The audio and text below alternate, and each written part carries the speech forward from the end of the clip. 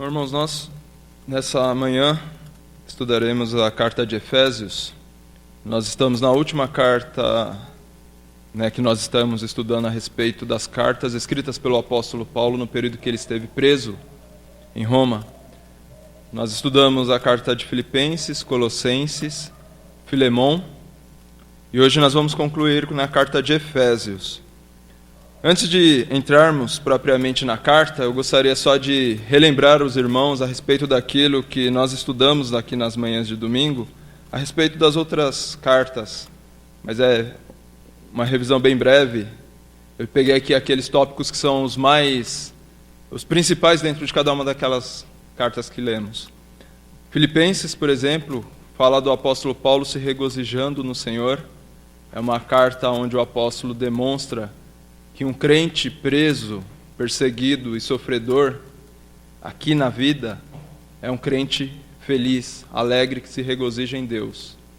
Ele mostrou ali os fundamentos para a alegria cristã.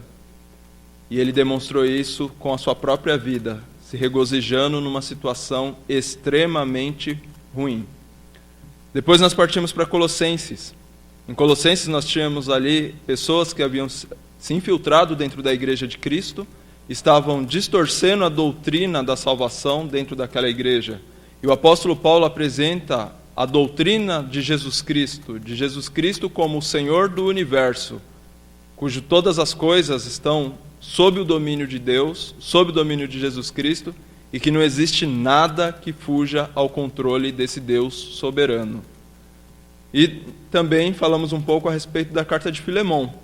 A carta de Filemão é uma carta pessoal do apóstolo Paulo, Ela tem uma característica pessoal em que ele recomenda, um escravo que havia fugido até o seu senhor, e esse senhor era também um cristão.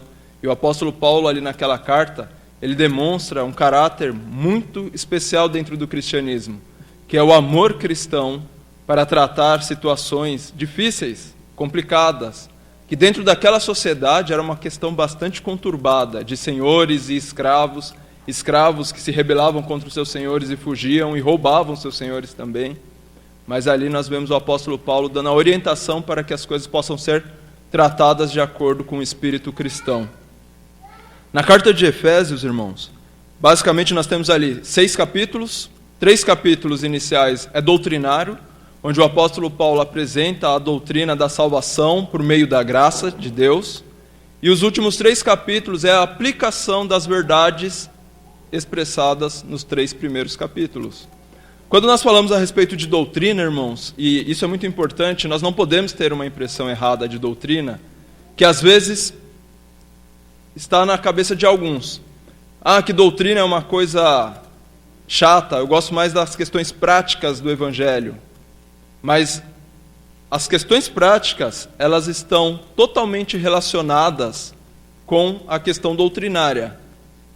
Ou seja, o que você faz na sua vida, a forma como você se relaciona com o próximo, a forma como você se relaciona com Deus, ela tem que estar baseada em uma doutrina, ou seja, em um ensinamento de Deus. É Deus falando a respeito do que Ele é e o que você é, como essas coisas devem interagir uma com a outra. Então Deus está ali apresentando qual é a sua vontade, e a prática é você entender a vontade de Deus e passar a viver de acordo com aquilo que é ensinado por essa doutrina. Nós vemos inicialmente o apóstolo Paulo falando nessa carta a respeito da imensurável bênção que o crente recebe em Jesus Cristo. Porque nós não recebemos bênção alguma fora de Jesus Cristo, e ele lista várias bênçãos que o crente adquire somente por meio de Jesus Cristo. Depois, obviamente, ele fala em como você viver segundo esse entendimento. Uma vez que você entende que Cristo é tudo e que Ele é como se fosse um catalisador de bênçãos para o crente, porque fora dele você não tem bênção alguma, você entende como você deve viver a sua vida aqui na terra. E por último, ele fala lá no capítulo 6 a respeito da provisão de Deus para combater os dardos inflamados de Satanás. Uma vez que você entende quem é Deus, o que Ele fez por você, e você está dentro dessa aliança com Deus, Satanás certamente ele vai te atacar com seus dardos inflamados. E aí ele faz aquela ilustração clássica a respeito da armadura do cristão. que é o meio pelo qual o crente irá combater essas artimanhas do maligno, que certamente virão, mas o meio está ali estabelecido por Cristo, de como nós podemos combater essas questões. Só que quando nós abrimos a nossa Bíblia no primeiro capítulo de Efésios, e você começa a ler esse capítulo, tem uma coisa que salta aos olhos, que diz respeito justamente à questão da salvação. Quando nós falamos a respeito da salvação, tenho certeza, né, que você, como membro dessa igreja, você crê que a salvação é pela graça. Porque essa doutrina ela é um dos basilares, né, uma das bases, um dos alicerces do cristianismo verdadeiro. E essa igreja preza pelo cristianismo verdadeiro. Então nós temos que confessar que cremos que Jesus Cristo morreu pelos nossos pecados e não pelos nossos próprios méritos. Nós somos salvos pela graça de Deus. Nisso todos nós somos concordes. Só que existe um ponto a respeito da graça de Deus na qual nós não concordamos 100% nessa igreja, que diz respeito à eleição de Deus, ou seja, a soberania de Deus quanto à escolha daqueles que se salvam. Esse é um assunto que dentro da nossa própria igreja e dentro do próprio cristianismo é um assunto debatido ao longo de muito tempo. E muitas vezes não entra-se num acordo com relação ao que vem a ser a eleição. Mas nós vemos aqui no capítulo 1 de Efésios que o apóstolo Paulo vai direto na ferida. Ele fala logo isso no começo a respeito da eleição de Deus. Aquilo que Jesus Cristo fez, aquilo que Deus o Pai fez para que os homens sejam salvos. E ainda que você tenha alguma resistência em crer que Deus escolhe pessoas para a salvação, você não pode negar que a eleição é bíblica. Porque o capítulo 3, capítulo 1, do versículo 3 até o versículo 6, fala exatamente a respeito dessa doutrina. Vamos ler capítulo 1, versículo 3. O apóstolo Paulo, iniciando a sua carta, ele diz: Bendito o Deus e Pai do nosso Senhor Jesus Cristo, o qual nos abençoou com todas as bênçãos espirituais nos lugares celestiais em Cristo. Ou seja, somos abençoados aqui, até aqui nenhuma discordância, todos somos abençoados em Cristo. Em Jesus Cristo nós somos abençoados e não existem bênçãos fora de Jesus Cristo. Versículo 4. Como também nos elegeu nele antes da fundação do mundo, para que fôssemos santos e irrepreensíveis diante dele em amor. E nos predestinou para filhos de adoção por Jesus Cristo, para si mesmo, segundo o beneplácito da sua vontade. Ou seja, pela sua própria benevolência, vontade nascida e concebida em Deus, e exercida e executada pelo próprio Deus, sem nenhuma ação exterior que o motivasse a fazer o que ele fez. O começo, o meio e o fim está em Deus. Quando ele expressa aqui o beneplácito da sua vontade, está muito claro que ele está falando a respeito de algo que se inicia em Deus e termina em Deus. Versículo 6. Para louvor da glória da sua graça, pela qual nos fez agradáveis a si no amado.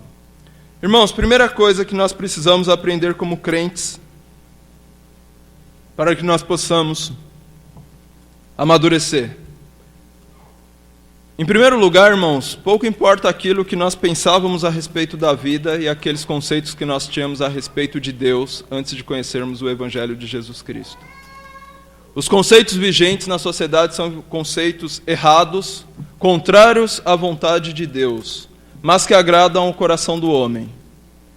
O apóstolo Paulo ele disse lá em Coríntios que ao homem natural é impossível conhecer a vontade de Deus. É necessário que o homem de Deus ele seja revestido do Espírito de Deus para que ele possa ser esclarecido a respeito das coisas de Deus.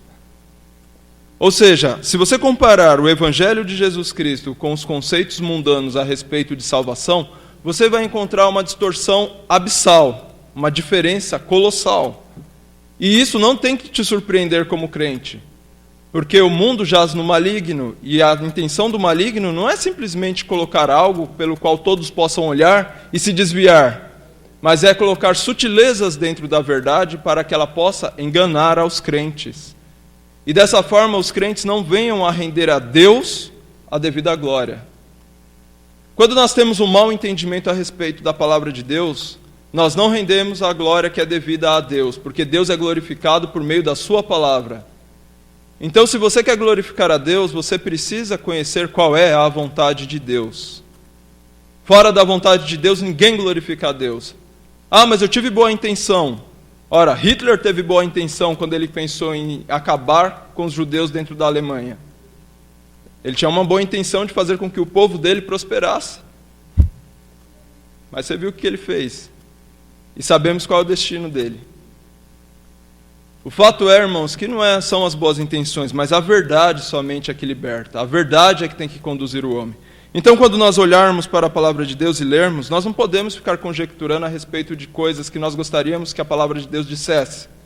Mas nós precisamos ter sinceridade no nosso coração e olhar para aquilo que a palavra de Deus diz.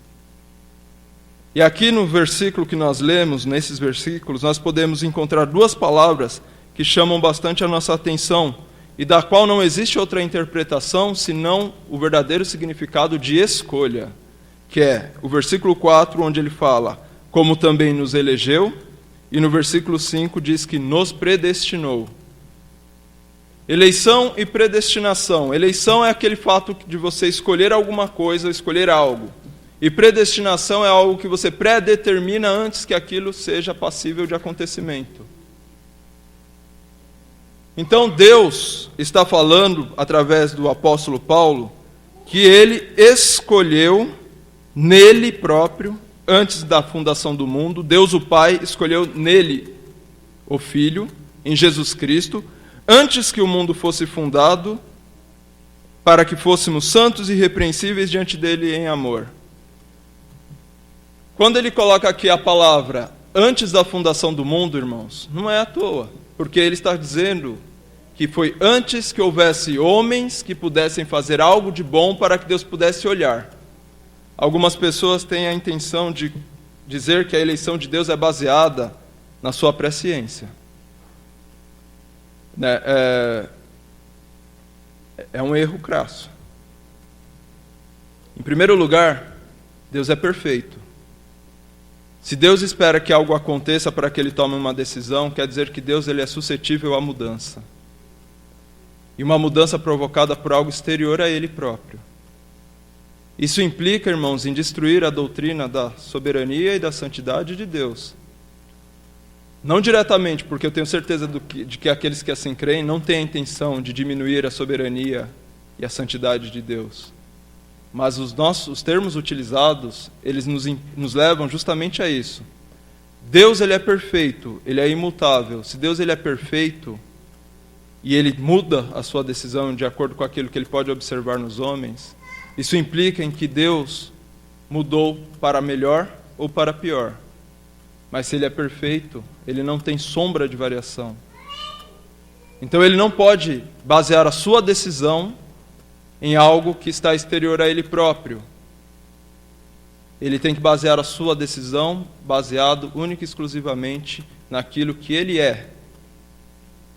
E quando nós falamos a respeito da doutrina da eleição, nós estamos falando que Deus está expressando ao homem de forma muito clara aquilo que ele é. Ele é a fonte de todo o bem e de toda a correção para tomar uma decisão que implica em salvação de almas. Ele não deixou isso para que o homem fizesse, mas ele próprio assumiu a responsabilidade, a autoridade e o meio pelo qual o homem vai ser salvo. Uma vez que nós começamos em algo que é perfeito, infinito e imutável, o resultado disso naturalmente vai ser uma salvação verdadeira, infinita e imutável. Então aqui, o apóstolo ele está orientando a igreja de que em Cristo, Deus, o Pai, elegeu e predestinou. Só que aí ele segue falando, irmãos, a respeito de algo que acontece com aqueles que são eleitos e predestinados, que é o versículo 5 na sequência. Ele fala que nos predestinou para filhos de adoção por Jesus Cristo, para si mesmo, segundo o beneplácito da sua vontade. Versículo 6. Para louvor e glória da sua graça, pela qual nos fez agradáveis a si no amado. Eu tenho, irmãos, uma opinião a respeito do mau entendimento que se tem a respeito da eleição. E esse erro, ele se dá simplesmente no fato de que, muitas vezes, o crente toma a eleição à parte do seu contexto. Quando nós pegamos aqui a eleição explicada dentro do contexto, nós não podemos, irmãos, tirar a eleição e falar assim, olha aqui a eleição, Deus escolhe pessoas para a salvação. E daí vem todos os erros, né? Ah, se Deus escolheu, então quer dizer que Ele está escolhendo pessoas para a perdição. E se Ele está escolhendo pessoas para a perdição, Deus não é tão bom assim. E eu não admito um Deus dessa forma. Passa várias coisas na cabeça do homem, por quê? Porque retira a eleição de dentro do seu contexto verdadeiro. A eleição ela é melhor entendida, irmãos, quando ela está inserida dentro do contexto em que ela é apresentada dentro da palavra de Deus. Se a gente tira ela desse contexto, nós tiramos ela dentro daquele conhecimento que Deus está querendo nos dar. Porque o apóstolo Paulo está falando da eleição, irmãos, mas qual é o objetivo pelo qual ele cita a eleição aqui? Ele fala que é no versículo 6, para louvor da glória da sua graça. Irmãos, você não entendeu graça da forma bíblica ainda, se você ainda não entendeu eleição. Talvez você tenha entendido parte dela, mas você não entendeu ainda conforme as Escrituras diz a respeito da graça. E Deus, irmãos, aqui na carta de Efésios, Ele tem como objetivo a exaltação da sua graça. Qual é o objetivo do apóstolo Paulo ao escrever essa carta? É que a graça de Deus seja exaltada. Só que ela só vai ser exaltada se ela for verdadeiramente conhecida. E o apóstolo Paulo vai direto na ferida, falando, olha, vocês estão salvos? Então entenda o seguinte, que você é salvo por meio da graça de Deus. E o dia que você reconhecer que você é salvo somente por meio da graça, você vai estar dando verdadeiro louvor a Deus, por conta da sua salvação. E a graça de Deus será exaltada. O objetivo, então, da eleição aqui, ele não é um objetivo primário, mas ele é um objetivo secundário. O objetivo primário é a exaltação da graça de Deus, porque Deus é gracioso, e Ele quer demonstrar aos homens a sua graça, a sua misericórdia, a sua bondade. Mas se você está falando de eleição, Deus não é tão bom assim. Alguns podem dizer. Se você entende que a eleição implica em falta de bondade na parte de Deus, é porque de fato você não conhece a graça de Deus da forma como deveria. Porque a graça e a eleição aqui apresentada, ela converge justamente para que nós olhemos para a bondade e misericórdia de Deus, e não para que nós fiquemos olhando para coisas que não estão escritas na palavra de Deus. Foi você quem disse que Deus escolheu pessoas para a perdição, porque a Bíblia fala que nós somos condenados pelos nossos próprios erros e pecados. Ninguém é condenado por conta da eleição. Os homens são condenados porque eles são merecedores da condenação. Ou nós não entendemos a queda do homem? Mas você é salvo por conta da graça de Deus. A graça salva, o seu pecado condena. Então não impute a Deus uma culpa que não é dele, porque a culpa é do homem, por conta dos seus pecados. E Deus deixa isso muito claro. Ele exorta o homem à sua responsabilidade de arrependimento, a sua responsabilidade de sair dos seus pecados e crer no Senhor Jesus Cristo. E crendo, você é salvo, sem obras, somente pela graça de Deus. A pergunta que se segue, irmãos, é: o que é a graça? Já que Deus está querendo demonstrar a sua graça. Você sabe o que é graça? Não é o favor imerecido? Favor imerecido não implica que você não merece, mas você recebe? Então por que o homem pode implicar, ou pode replicar, obrigado irmão, pode replicar no sentido de dizer que Deus tem que salvar aquele que se achega a Ele, quando Deus não tem a obrigação de salvar homem algum? Favor imerecido, você não é merecedor da salvação, mas Deus dá a salvação ao homem. Graça não significa que Deus entra com uma parte e que o homem entra com uma segunda parte. Depois, quando mistura essas duas partes, redunda em salvação. Isso não é graça. Não implica muito menos em uma escolha humana, uma vez que o homem é incapaz de fazer escolhas benéficas para si próprio no que diz respeito à salvação da sua alma. O homem é incapaz, ele não pode fazer esse tipo de escolha. A graça de Deus é algo soberano na pessoa de Deus, e Ele não pede a nossa participação na execução da sua graça. Até porque se Ele pedisse a participação de homens como nós, a graça de Deus estaria seriamente comprometida. Mas Ele precisa de um fundamento livre de impurezas para que a coisa toda seja feita de forma perfeita. A salvação ela é pela graça, e a graça ela é 100% um princípio de Deus. E sendo 100% um princípio de Deus, irmãos, nós podemos ter a plena convicção de que a nossa salvação ela é 100% divina, e não 50% Deus e 50% o homem. Não é isso que a palavra de Deus diz, não é isso que o apóstolo Paulo diz aqui. Uma vez que a graça ela procede de Deus para com o homem, pode ser que ainda alguém possa ter a imagem de que o homem não é tão mau assim, no sentido de que ele pode tomar uma decisão para salvar a sua alma. Percebe o seguinte aspecto, irmãos. Se você vai num boteco, às 6 horas da tarde de um domingo, que o bar está cheio, e chega lá e vê aquelas pessoas entregues aos seus vícios e suas paixões, né? Eles estão ali bebendo, estão ali fazendo coisas, falando a respeito de assuntos que não edificam. Você chega ali e fala para aquelas pessoas, e vamos supor que aquelas pessoas te deem atenção. E pergunte para ele, quem aqui quer ir para o céu quando morrer? Quantos daqueles homens você acha que não levantará a sua mão dizendo, eu quero ir para o céu? Imagina que aquelas pessoas têm a possibilidade de escolher a salvação numa pergunta direta. Você quer ser salvo?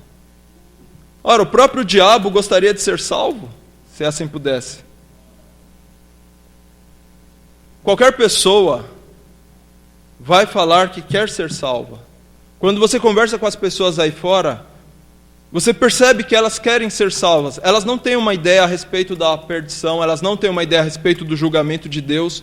Mas quando você começa a falar a respeito dessas coisas, elas entendem um pouco a respeito de que existe um Deus e que um dia Jesus Cristo há de vir e que os salvos se reunirão a eles. E se você perguntar para elas qual é a intenção do coração delas, elas vão te dizer, eu quero ser salva também. Assim como muitas pessoas adentram igrejas e elas vêm com uma verdadeira intenção de serem salvas. Mas quando você olha para a própria vida dessas pessoas, a vida delas declara que elas nunca estiveram em Jesus Cristo. Porque não é simplesmente o fato de você abominar o inferno é que vai fazer com que você almeje a salvação da forma bíblica e espiritual. A sua mente fala, eu quero o céu, mas a sua carne fala, eu quero a terra. Então, quando nós falamos a respeito da salvação por meio da graça, nós estamos falando que Deus, o Pai, através da sua graça, misericórdia e amor e bondade, Ele trabalha no coração do homem ao ponto de convencê-lo internamente e incliná-lo para as coisas espirituais. Algo que o homem não pode fazer, porque a palavra de Deus diz que não há ninguém que entenda a palavra de Deus. Não há ninguém que busque a Deus. E que todos os homens se extraviaram, e todos os homens se fizeram perdidos diante de Deus. E eles fizeram isso por conta dos seus pecados. O capítulo 2, ele dá uma verdadeira dimensão daquilo que o homem é. No capítulo 1, ele fala que nós estamos mortos, né? Quando o apóstolo Paulo fala no sentido passado da vida daqueles crentes. Ele fala que Jesus Cristo vos vivificou estando vós mortos em ofensas e pecados, em que noutro tempo andastes segundo o curso deste mundo, segundo o príncipe da potestades do ar, do espírito que agora opera nos filhos da desobediência, entre os quais todos nós também antes andávamos nos desejos da nossa carne, fazendo a vontade da carne e dos pensamentos. e éramos, por natureza, filhos da ira, como os outros também. Mortos em ofensas e pecados, andando segundo o curso deste mundo, naturalmente filhos da desobediência, porque a palavra de Deus não falava ao nosso coração. A palavra de Deus, ela fala ao teu coração hoje, então você deve glorificar a Deus, porque ela fala ao teu coração. Porque se Deus não tivesse agido no teu coração, ela não falaria. O crente muitas vezes pensa, por que fulano não se converteu? Ele ouve a palavra de Deus tantas vezes. Mas o fato é, irmãos, que nós precisamos orar para que o Espírito de Deus trabalhe na vida daquela pessoa, para que a palavra de Deus possa falar no coração dela. Se ele fala no teu coração é porque o Espírito de Deus opera na tua vida.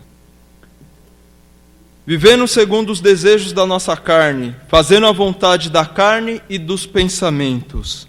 E qual é a consequência de viver uma vida segundo este mundo, segundo essas coisas todas? É que nós somos filhos da ira. E a pergunta é, ira de quem?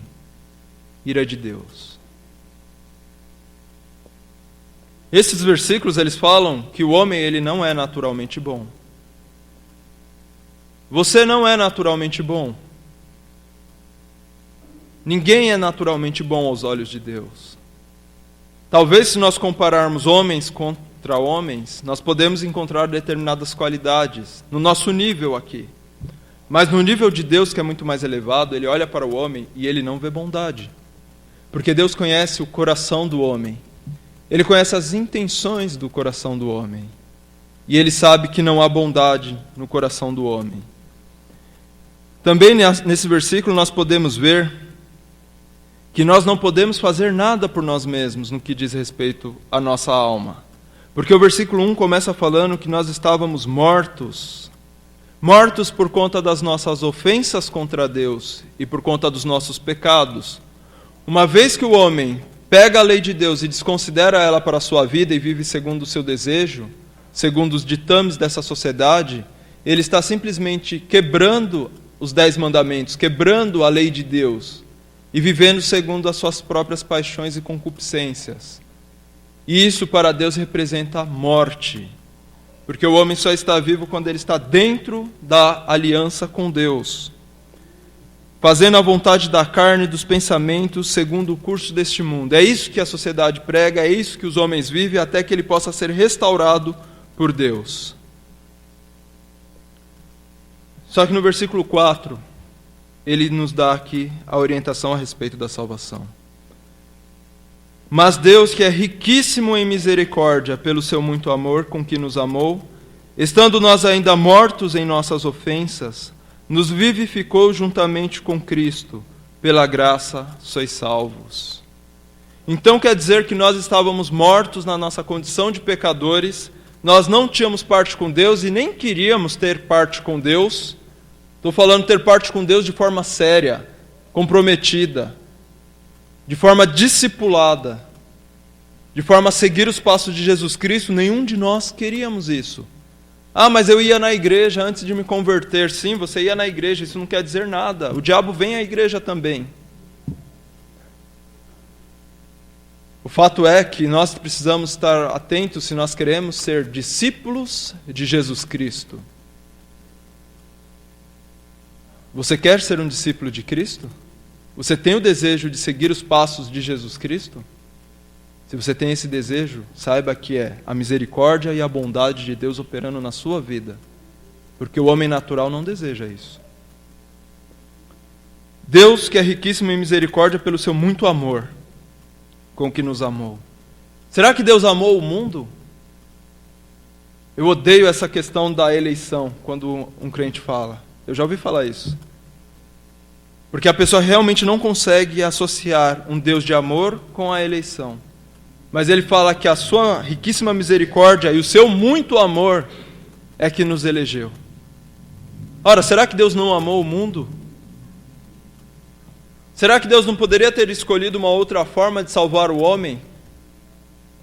Mas Deus demonstra o seu amor em que Ele enviou o seu Filho unigênito para que morresse por todo aquele que nele crê. Ora, existe uma demonstração de amor maior do que essa, de você dar aquilo que é mais precioso de si mesmo para a salvação de pessoas e homens que sequer o reverenciavam, mas ao contrário eram pecadores e o ofendiam, como nós lemos no capítulo 1, no versículo 1. Você é um detrator, você é um falso, mentiroso, morto em suas ofensas, em seus pecados, inimigo de Deus. A oportunidade que você teria, se você tivesse a oportunidade de se encontrar com Jesus Cristo, você o mataria por conta da santidade que ele demonstrava na sua própria vida. E Deus dá o seu próprio Filho para morrer em uma cruz, derramar o seu sangue, promover a expiação dos seus pecados, te atribuir uma justiça que não é tua, para que você possa estar na presença de Deus de forma limpa, pura e santa. Nós lemos no capítulo 1, irmãos, que a nossa salvação, a nossa bênção, no capítulo 1, versículo 4, é para que fôssemos santos e irrepreensíveis diante de Deus em amor. De onde vem essa santidade, essa irrepreensibilidade e esse amor? Ela não vem de você, ela vem de Jesus Cristo, que é santo e irrepreensível, e atribui isso àqueles que são salvos pela sua graça. De tal maneira que Deus olha para o seu povo hoje, e Ele não vê os seus pecados, a sua inimizade contra Ele, mas Ele vê a justiça de Jesus Cristo atribuída a você. E a única forma pela qual você está na presença de Deus é porque o sangue de Jesus Cristo está em você. Isso é demonstração de amor. Uma salvação radical, não uma salvação simples ou banal, mas uma salvação que exigiu do próprio Deus a sua morte e o derramamento do seu sangue. Em misericórdia, muito amor, Ele nos vivificou. E o objetivo da nossa salvação, versículo 7, para mostrar nos séculos vindouros as abundantes riquezas da sua graça pela sua benignidade para conosco em Cristo Jesus. Por que Deus salva o homem? O que o versículo 7 diz? Que o homem foi salvo para que Deus pudesse mostrar nos séculos vindouros as abundantes riquezas da sua graça, pela sua benignidade para conosco em Cristo Jesus. A nossa salvação também, irmãos, assim como a eleição, ela não é primária, ela é secundária. O objetivo principal de Jesus Cristo, o objetivo principal de Deus, não é a salvação do homem, mas é o que diz aqui no versículo 7, demonstrar as abundantes riquezas da sua graça pela sua benignidade. O objetivo de Deus é Ele se mostrar às suas criaturas o quanto Ele é grande, poderoso, benigno, bondoso, amoroso, misericordioso, gracioso. E como é que Ele demonstra isso aos homens? Por meio da salvação. A salvação é a maior expressão, irmãos, do caráter benigno de Deus, do caráter bondoso de Deus, do caráter santo, irrepreensível e perfeito de Deus. É por isso que você deve exaltar a Deus. Deus, Ele pede para ser exaltado porque Ele se mostra como uma pessoa digna de exaltação. Você não deve exaltar a Deus porque uma pessoa fala que você deve exaltar a Deus. Mas você deve exaltar a Deus porque você reconhece que Deus é digno de exaltação. E por que Ele é digno de exaltação? Porque Ele te faz conhecer a sua grandeza, a sua majestade, a sua sublimidade. E você passa a entender que a melhor coisa para a sua vida aqui na terra é o louvor e glórias ao seu Deus. Porque é nele que você vai obter verdadeira satisfação, é nele que você vai obter a sua salvação, é nele que você vai viver eternamente, gozando de todas as bênçãos espirituais que Deus tem prometido a todos aqueles que o exaltarem aqui na terra. Irmãos, lá em Zacarias, a palavra de Deus ela fala a respeito de um tempo em que os homens pegarão na orla de um judeu para segui-lo até Jerusalém, porque reconhecerão todas as nações que naquele local se exalta ao Deus vivo. Hoje nós precisaríamos, irmãos, ser semelhantes àquele judeu que vai para o local onde o verdadeiro Deus é adorado. As pessoas tinham que pegar na orla dos nossos vestidos e dizer: para onde você está indo, eu quero ir junto, porque eu sei que no local onde você vai, o Deus verdadeiro se manifesta. Ele está naquele local.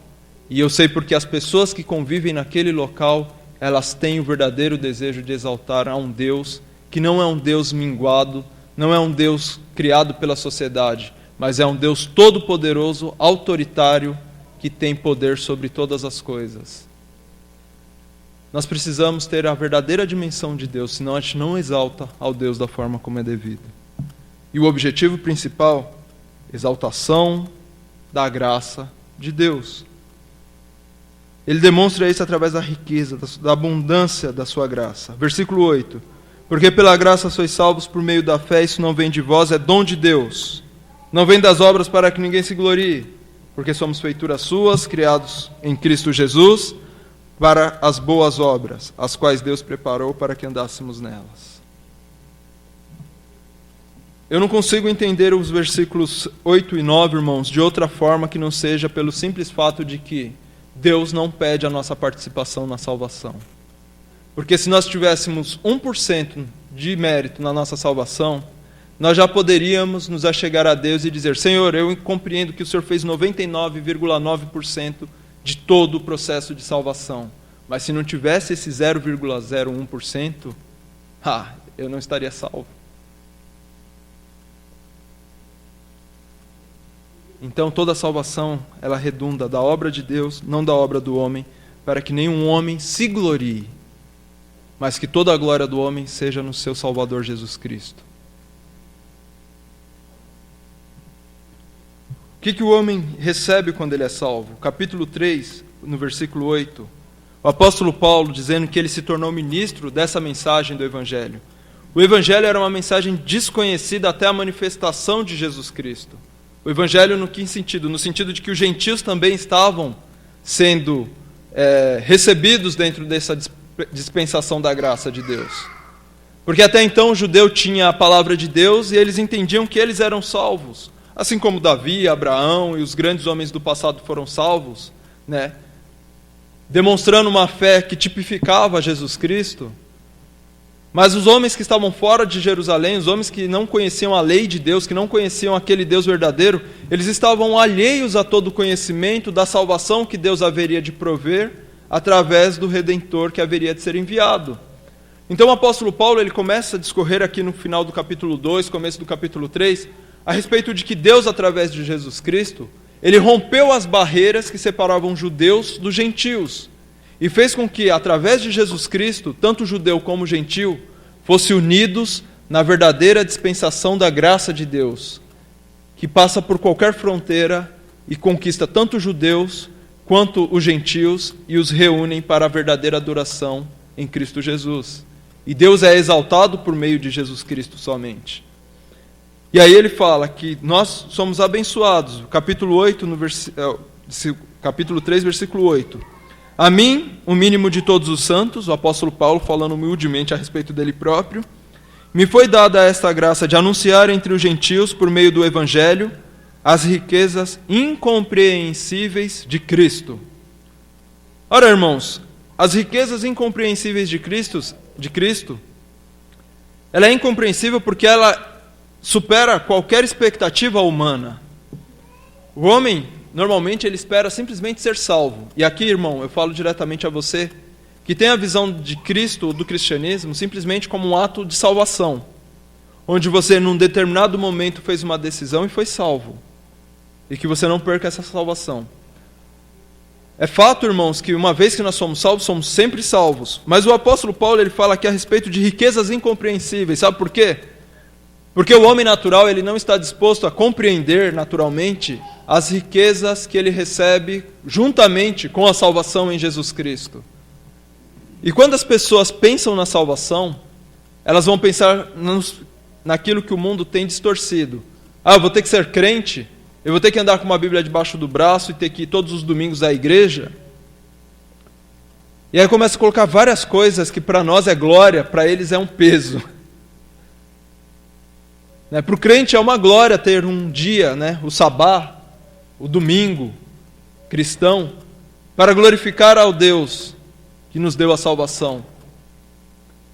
Mas ele não deu apenas a salvação. Irmãos, a salvação já é motivo mais do que suficiente para que o servo de Deus dedique toda a sua vida para Cristo. Porque nós compreendemos aquilo que nós éramos no capítulo 2. Nós compreendemos o que Deus é no capítulo 1. E nós compreendemos qual a relação entre essas duas coisas. Então nós deveríamos dedicar, não somente um domingo, mas dedicar cada minuto da nossa vida a Deus. Então aquilo que para nós é glória, para o homem é estorvo. O apóstolo Paulo ele fala que não somente a salvação, mas nós recebemos também riquezas incompreensíveis em Jesus Cristo. E que riquezas são essas? Eu vou adiantar aqui, irmãos, algumas delas. No versículo 17, mais adiante, para que Cristo habite pela fé nos vossos corações, a fim de que, estando arraigados e fundados em amor, poderdes perfeitamente compreender com todos os santos qual seja a largura e o comprimento e a altura e a profundidade, e conhecer o amor de Cristo, que excede todo o entendimento, para que sejais cheios de toda a plenitude de Deus. O apóstolo Paulo ele fala que a vida cristã, irmãos, ela não está desassociada do conhecimento de Jesus Cristo. E que a oração dele para aqueles irmãos é que eles possam ser corroborados, irmãos, ou fortalecidos no poder do Espírito Santo de Deus, para que estejam arraigados e fundados no amor, e conhecer a largura, o comprimento, a altura e a profundidade de Jesus Cristo. Irmãos, existe muita coisa para nós conhecermos a respeito de Cristo. A vida do crente, ela se baseia em conhecer ao seu Senhor. Se nós desprezamos o conhecimento de Deus, jamais nós seremos aquilo que Deus quer que nós sejamos. O processo de santificação se dá em conhecer a Jesus Cristo, porque conhecendo a Cristo, nós nos assemelharemos a Ele, que é santo, e dessa forma nós nos santificaremos também. Voltar um pouquinho aqui no capítulo 1, no versículo 17. Para que o Deus do nosso Senhor Jesus Cristo, o Pai da glória, vos dê em seu conhecimento o espírito de sabedoria e de revelação. Que Deus, o apóstolo Paulo ora aqui também, para que os servos de Cristo recebam sabedoria e a revelação no Espírito, tendo Ele, Deus, iluminado os vossos olhos, os olhos do vosso entendimento, para que saibais qual seja a esperança da vossa vocação. Não existe crente sem esperança. E qual as riquezas da glória da sua herança. O crente também é herdeiro juntamente com Jesus Cristo. E qual a sobreexcelente grandeza do seu poder, do poder sobre nós, os que cremos, segundo a operação da força do seu poder. Aí ele fala tanto da ressurreição de Jesus Cristo, que foi feita por meio do poder de Deus, quanto da nossa salvação. A sua salvação, ela se deu por meio do poder de Deus. Então, com quem que você está lidando? Você está lidando com um Deus poderoso, que te promete riquezas incompreensíveis, esperança, herança, conhecimento, sabedoria, para que você possa viver a sua vida aqui na terra, rendendo verdadeira honra e louvor ao seu Senhor. E tudo isso, irmãos, só acontece por meio do conhecimento de Jesus Cristo. Somente conhecendo a Jesus Cristo. Uma vez que nós conhecemos a Cristo, passamos então aquilo que é prático dentro da palavra de Deus. Soberano na nossa salvação, santo, puro, a quem nós devemos conhecer? Como que nós devemos viver então diante disso tudo? Capítulo 4, versículo 23. E vos renoveis no espírito da vossa mente. Irmãos, o cristianismo fala principalmente a nossa mente. Muito mais do que na nossa aparência. A aparência exterior, ela deve ser uma consequência de uma mudança interior. E não uma mudança interior que se internaliza, porque isso não acontece. O homem não se molda, não se reforma exteriormente para depois ter uma mudança interior. O cristianismo ele fala que o homem ele é transformado interiormente e depois as coisas começam a se mostrar exteriormente nele. Por que o crente vive diferente? Porque ele pensa diferente. Porque ele enxerga diferente. Porque ele reconhece o que é bom e reconhece aquilo que é errado. E quando você consegue reconhecer o bom e o errado, você consegue ter sabedoria para, na prática, tomar decisões boas. Então é pela renovação do espírito da vossa mente. É aí que acontece a verdadeira transformação.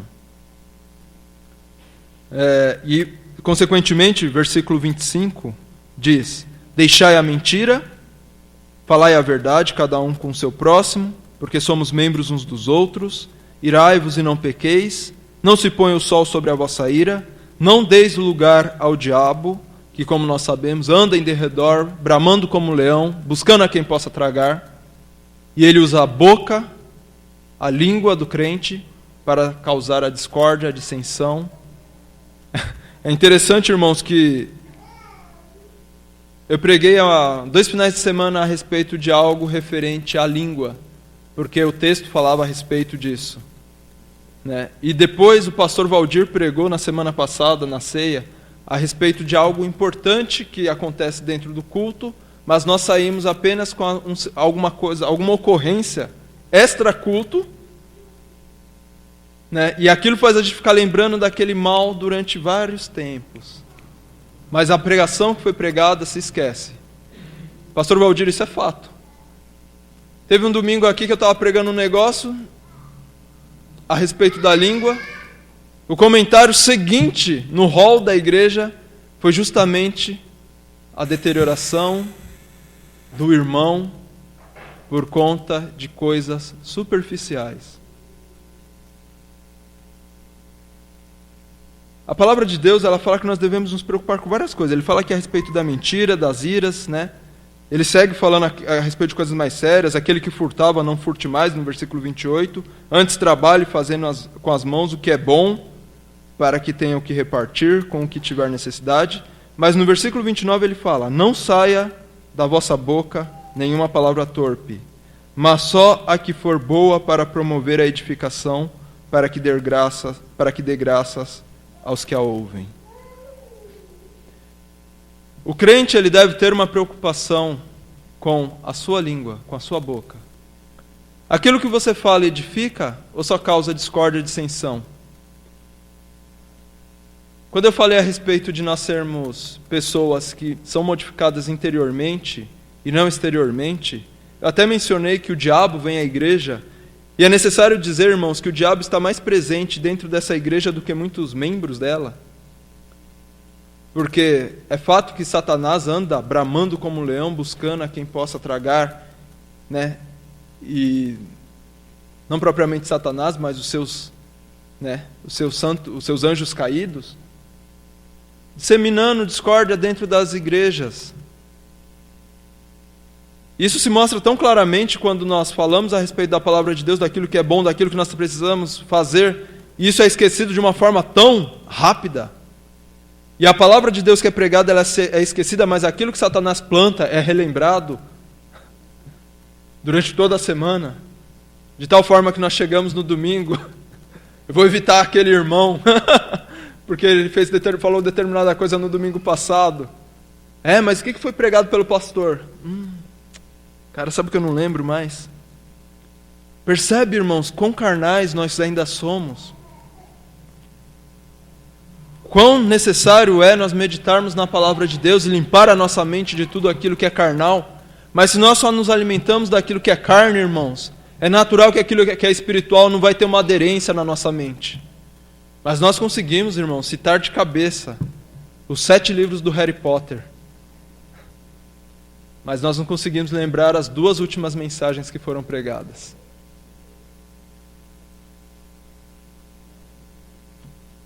Não saia da vossa boca nenhuma palavra torpe, mas só a que for boa para promover a edificação.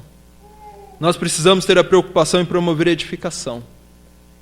Se a igreja se reunir, irmão, com o objetivo de promover a edificação, essa igreja ela vai se fortalecer espiritualmente.